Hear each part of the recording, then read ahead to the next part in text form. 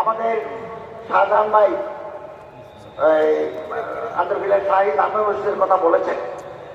আমি আন্দরকিল্লার শাহী জামে মসজিদ পরিদর্শন করেছি।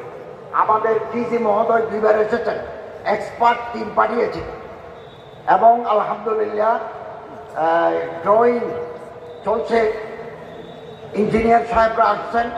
আমরা এই মসজিদের ব্যাপারে 10 কোটি টাকা কুয়েতের দেওয়া আমাদের ফান্ডে আছে। আমরা চেয়েছিলাম জানুয়ারি মাসে আমি উদ্বোধন করব, কিন্তু ইঞ্জিনিয়াররা বলছেন আমাদের একটু হাতে সময় দেন, আমরা একেবারে রাস্তা থেকে বিল্ডিং করে শেষ মাথা পর্যন্ত করব, যাতে হাজার হাজার মানুষ এক ইমামের পিছনে নামাজ আদায় করতে পারে। আলহামদুলিল্লাহ কাজ চলছে, প্রতি মাসে আমরা মিটিং করছি। আমরা আশা করছি কয়েক মাসের ভিতরে আন্দরকিল্লার শাহী জামে মসজিদে একটা দৃষ্টিনন্দন আইকনিক মসজিদ চট্টগ্রামের জন্য আমরা উপহার দিতে পারবো এবং আলহামদুলিল্লাহ আপনারা জেনে আরো খুশি হবেন, বাইতুল মুকাররম জাতীয় মসজিদ 110 কোটি টাকা খরচ করে আমরা বিউটিফিকেশনের কাজ শুরু করেছি এবং এটা ফিজিবিলিটি স্টাডি চলছে। ইনশাআল্লাহ আমরা দায়িত্বে থাকতে শেষ করতে না পারলেও শুরু করে দিয়ে যাব। আপনারা সহযোগিতা করবেন, যে যে পরামর্শ আমাদেরকে দিবেন, যে দাবি দাওয়া জানাবেন, আমরা ইনশাআল্লাহ প্রস্তুত থাকবো। স্বতন্ত্র ইবতেদায়ী মাদ্রাসা, আমি নয়া দিগন্তে 2টা আর্টিকেল লিখেছি। গতকাল বৃহস্পতিবার আমাদের মন্ত্রিসভার বোর্ডিং ছিল, ক্যাবিনেট মিটিং ছিল। আমি শিক্ষামন্ত্রীকে বলেছি, স্যার বাই ফেজেস, পর্যায়ক্রমে ইবতেদায়ী মাদ্রাসাগুলোকে জাতীয়করণ করে দেন। তিনি বললেন এটা আস্তে আস্তে আমরা করে দেব।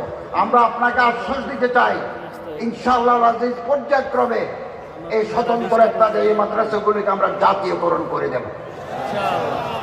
আরো আগে করতে পারতাম, ব্যাংকে টাকা নাই, টাকা নাই, সব ব্যাংকে লাল বাতি। ব্যাংকে যদি টাকা থাকতো, ইবতেদায়ী মাদ্রাসার লোকেরা আমার সাথে দেখা করতেন, তখনই আমরা করে দিতাম। দোয়া করেন, এই 6 মাসের ভিতরে যত লেনদেন আমরা করেছি হাজিদের টাকার জন্য, আমি পরশু বাংলাদেশ ব্যাংকের গভর্নরকে বলেছি আপনি 288 কোটি টাকা বিপরীতে যত রিয়াল আছে সন্ধ্যার ভিতরে সৌদি আরবে পাঠান। তিনি বলেন পাঠান। 3 দিন পরে আপনি 300 কোটি টাকা বিপরীতে যত সৌদি রিয়াল আছে সৌদি ফান্ডে জমা দেন। তিনি বলেন দেব।